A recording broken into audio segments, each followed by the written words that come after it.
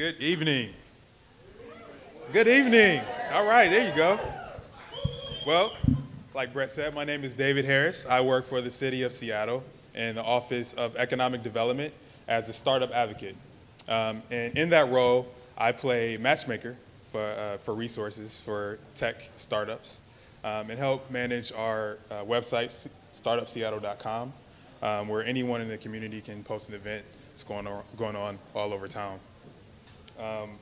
The job is hella fun, as the young kids say. And in my opinion, there's no better place to start a tech company than Seattle. But don't take my word for it.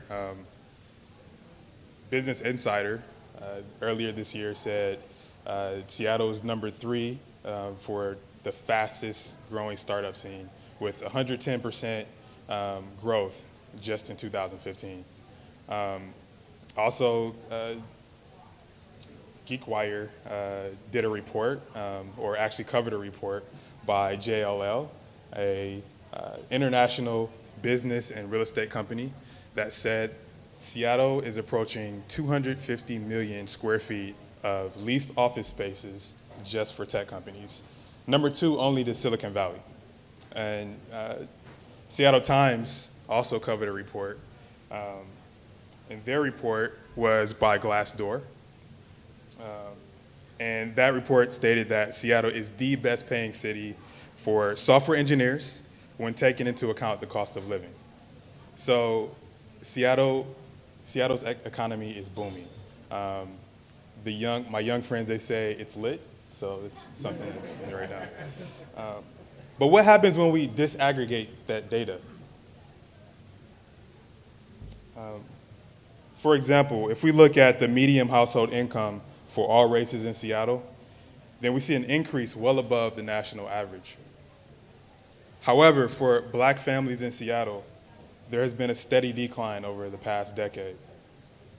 I can spend my 5 minutes at this special diversity event going over chart after chart about these contradictory realities.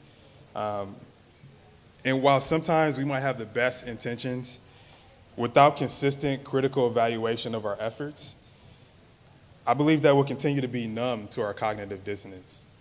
That's the ability to have 2 contradictory thoughts at the same time. So how might we provide access to opportunity for communities not represented in Seattle's economic growth? I'd like to share with you a policy from the City of Seattle and how I've implemented that into my work as a startup advocate.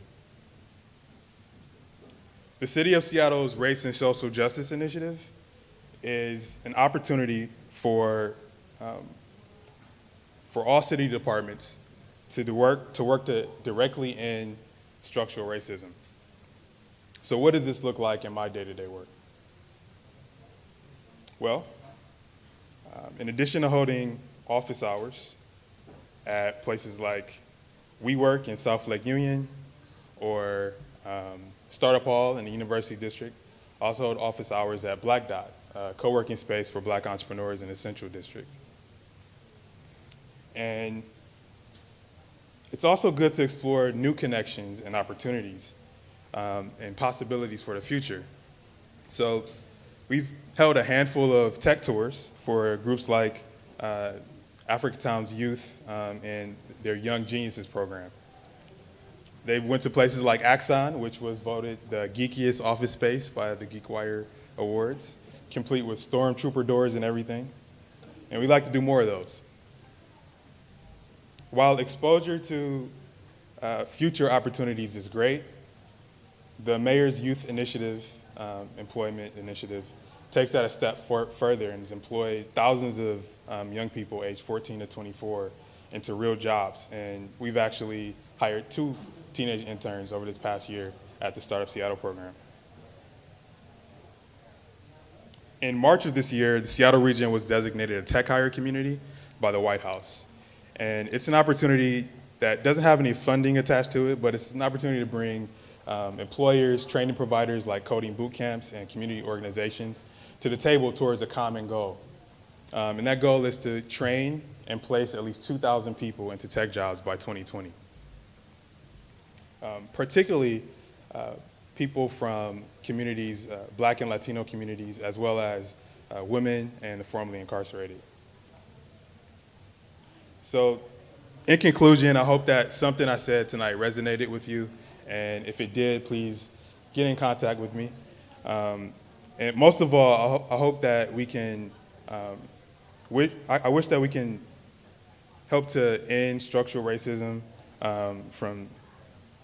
and also disaggregate conversations about diversity and also provide equitable opportunities for those that are left out of Seattle's booming tech economy. And lastly, I'd just like to thank you for letting me share my work with you.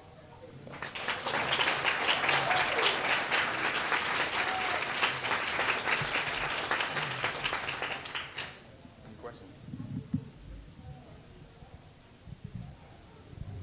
Yep. So, Dave, are you helping like Black entrepreneurs with like funding and other things, or specifically, or? So we don't provide any funding. David, can you repeat the question? So Okay, sorry. The question was, do I help Black entrepreneurs with funding? And while we don't provide direct funding to any companies, we do try to shorten the path to the information for any entrepreneurs that we work with, and especially entrepreneurs that are women, Black, Latino, in this space.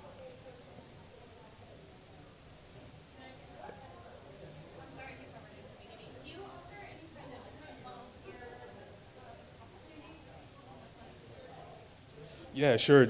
While we don't organize any specific opportunities, we do have lots of organizations that we work with that we love to connect people with. So that's my job as matchmaker, to help you find those types of opportunities. One last question?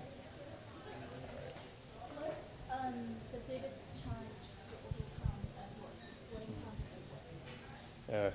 Well, I think one of my biggest challenges actually is, even with this race and social justice initiative, sometimes when I'm talking to like-minded people, it's easy, but I realize that not all companies that we work with or stakeholders that we work with have the same priorities. So being able to talk through these issues has been a challenge, but it's something that we're dedicated to and we're committed to keep trying. All right, thank you.